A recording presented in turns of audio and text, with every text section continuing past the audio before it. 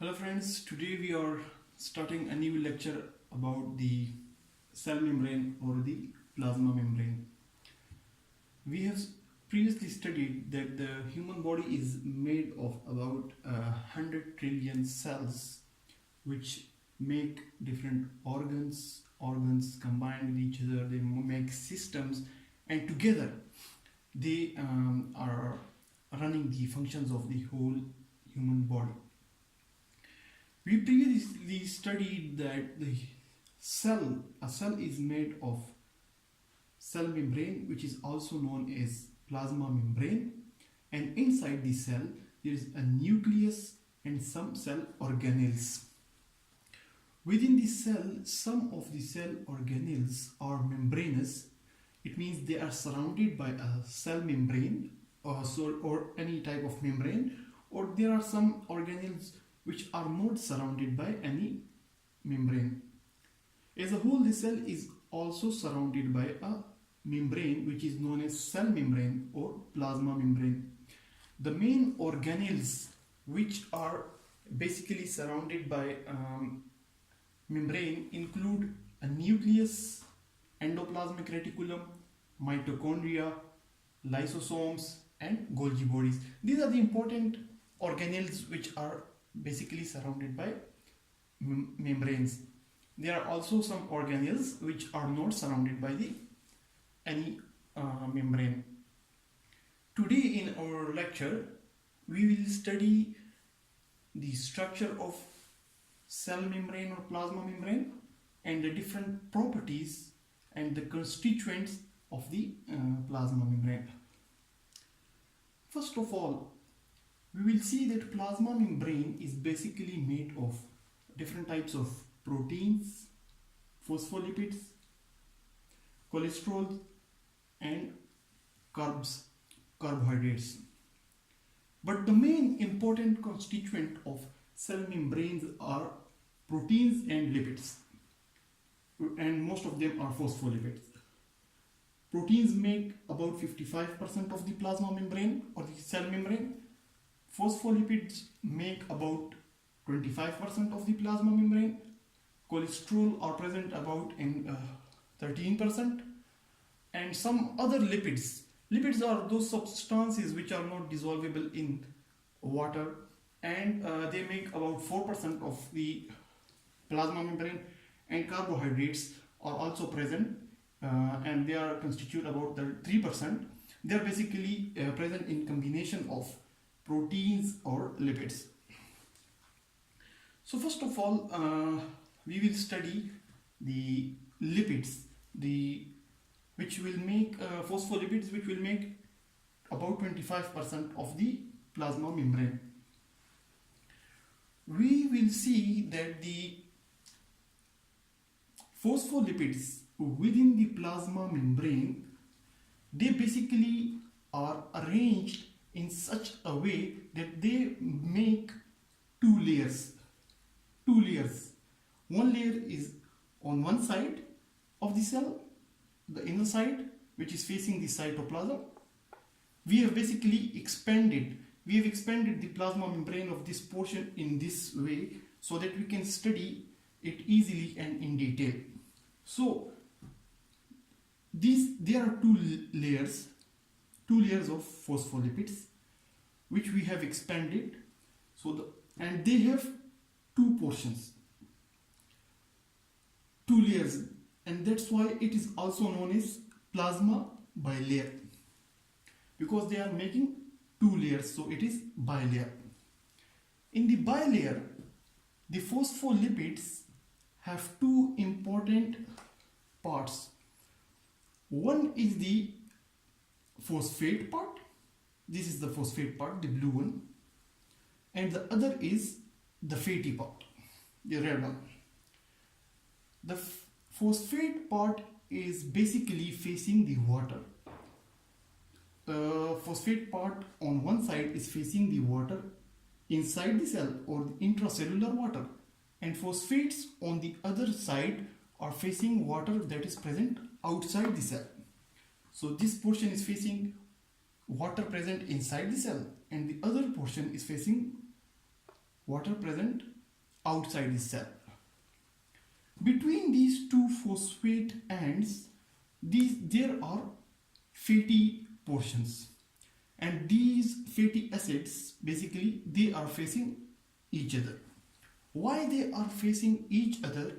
Because they are repelled by the water, or they cannot be dissolved by the water, and they are basically known as hydrophobic, so they get attracted to one another. The phosphate ends, they are attracted towards the water, so they are also known as hydrophilic portion, and the fatty acid part is basically repelled by the water, so it is known as hydrophobic portion. So we will see that the cell membrane or the plasma membrane has two hydrophilic portions. One is facing the water inside the cell, the cytoplasm, and one is facing the water outside the cell, or the water in the extracellular fluid. While the hydrophobic portion, the fatty portions, they are facing each other. So this is basically a bilayer cell, plasma bilayer. But there are some other substances that are present within the phospholipids. So let's study about them. Within these cell membrane, different types of proteins, cholesterol, and carbohydrates are spread. The proteins which are present within the plasma membrane or the cell membrane, there are two main types. One is the integral protein. The integral proteins are the one which are passing through and through. They start from outside the cell and they go towards inside the cell, like they are passing through and through the bilayer. They are known as integral proteins. And the other types of proteins which are not passing through and through the lipid bilayer or the plasma membrane, they are known as peripheral proteins. So the proteins in the plasma membrane, they may be integral or peripheral. Integral pass through and through the membrane, while the peripheral are present on one side, either outside or inside. They are either facing the extracellular fluid or facing the intracellular, extracellular or intracellular. The proteins which are passing through and through, or the integral proteins, they have some important functions. They may act as channels, carriers through which different substances may pass from outside the cell towards inside the cell, or from inside the cell to outside the cell. Similarly, they may act as carriers. They may act like carrier. The channel, if they act as channel, there is a specific channel that is going through the integral protein, and some substance may pass from outside towards inside the cell through the channel. But if they act as carrier, then they catch some substances outside and bring it towards inside the cell, or they catch something inside and they bring it outside. So they may act as channels or carriers for transporting different substances. Similarly, the integral proteins may act as linkers, because they may be linking different cells. They may be linking one cell with the other, or they may be linking with the microtubules which are present in the cytoskeleton for holding the organelles in their positions, or they may act as receptors. Some of the integral proteins, they may act as receptors. Receptors are the proteins which bind with some chemical substances, hormones, or anything, neurotransmitters, and then they produce, or they bring some change within the physiology of the cell or function of the cell. The peripheral proteins, on other hand, they basically are enzymes which help in some chemical reactions in making some substances, like converting some substances into other substances. Most of the time they are acting as enzymes. So we have discussed the lipid bilayer, which is made of the phospholipids. The phospholipids having the phosphate ends, which are hydrophilic, facing the or water lover, and the hydrophobic, which are the repelled by the water. And then we have studied the proteins. Proteins may be integral or peripheral. Integral may act as channels, carriers, linkers, or receptors, or they may be peripheral proteins. Then there are carbohydrates. Carbohydrates within the plasma membrane are either attached to the proteins or they are either attached to the lipids. If they are attached to the proteins, they are known as glycoproteins, and if they are attached to the lipids, then they are known as glycolipids. The carbohydrates which are present on outside the cell, the surface of the cell which is facing the extracellular fluid, they together make a layer of carbohydrates, and they make glycocalyx. All the carbohydrates attached on outside the cell membrane, they together make a glycocalyx or a layer. And what are the functions of these carbohydrates which are present on outside the cell? So they basically impart a negative charge. Due to these carbohydrates, most of the cell membranes are negatively charged on the outside. So if they are negatively charged, they will repel all the negative substances which will be approaching the cell membrane.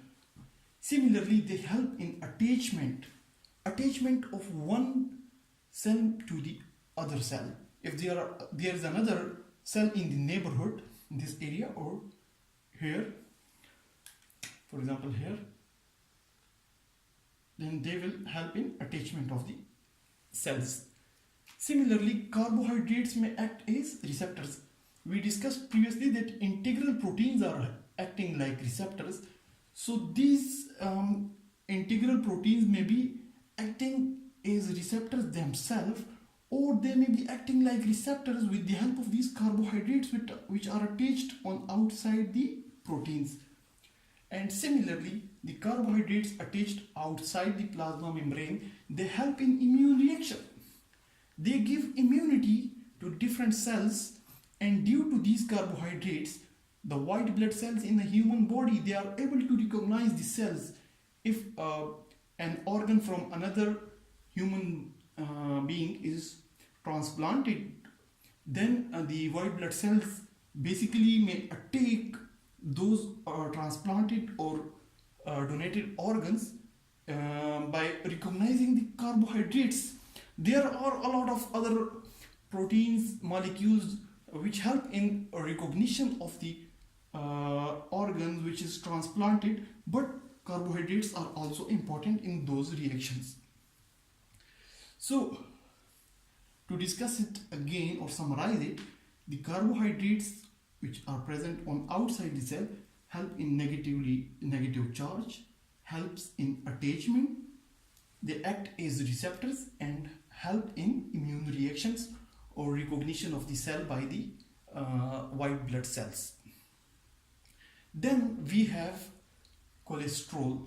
Cholesterols are also lipid soluble substances which are spread within the plasma membrane, and they basically help in determining the permeability of the plasma membrane. They will decide that how much permeable the cell membrane may be, and they also give the fluidity to the plasma membrane, because if the concentration of cholesterol in the plasma membrane increase or decrease, it helps in determining the fluidity. Like if the cell membrane will be staying constant in one position or it may be moving, the degree of mobility of the plasma membrane is basically decided by the concentration of cholesterol which is spread within the plasma membrane. Now, when we have discussed the permeability of the plasma membrane, we should consider some important substances which are fat soluble and water soluble. As the plasma membrane is basically made of phospholipids, so those substances which are fat soluble like oxygen, carbon dioxide and alcohol, they will be easily transferred from outside to the inside and from inside to the outside. But substances which are water soluble and they are not fat soluble like ions, different types of ions and glucose or urea, they will not be able to transfer easily through the plasma membrane, and they will need some types of carriers or channels or pores in the form of these integral proteins to go from outside the cell to inside or from inside the cell to outside the cell. So let's summarize the lecture. The human body is made of cell. Cell consists of a plasma membrane. Inside the plasma membrane is cytoplasm and cell organelles, and outside the cell is extracellular fluid. A lipid membrane, a plasma membrane or cell membrane is separating the cell from other outside or the extracellular fluid, and the basic constituent of this plasma membrane are proteins, phospholipids, cholesterols, some other types of lipids and carbohydrates. The phospholipids within the plasma membrane, they have phosphate end and fatty end. The phosphate end is hydrophilic or water lover, while the fatty acid part is hydrophobic or that is repelled by the water. The hydrophilic portions make the inside and outside of the layer, while the middle layer is basically made of fatty acid portions, and that is hydrophobic. Within the plasma, we have proteins which may be integral, passing through the membranes, or the proteins may be peripherals, which may be either present outside or inside the cell. The carbohydrates are attached basically to the proteins or the lipids. They impart negative charge, they help in attachment, they act as receptors, and they help in immune reactions. Similarly, the integral proteins may act as channels, they may act as carriers for different substances, act as links one cell to the other, and they may act as receptor by transferring the message of different substances from outside to inside the cell. And similarly, these proteins may act as peripheral proteins, which basically act as enzymes. And apart from proteins and carbohydrates, we have cholesterol, which is spread within the plasma membrane, and it helps in determining the permeability and fluidity of the plasma membrane. This sequence of plasma membrane which we have discussed is basically known as the fluid mosaic model, and it is because of the way the proteins, the carbohydrates and the cholesterol are arranged in the plasma membrane, and because of the movability or the fluidity of the plasma membrane, it is known as fluid mosaic model of the cell membrane. The cell along with its membrane, it is giving us a very important life lesson.